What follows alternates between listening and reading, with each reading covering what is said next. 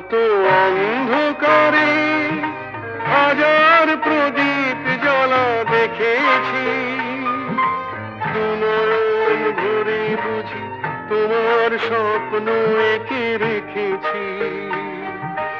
এ যেন সহস্র বসন্ত সামনে নিয়ে আমার পুষ্প মেলা। এ আমার স্বপ্নের সারা বেলা, মধুর চেতনার মধুর খেলা।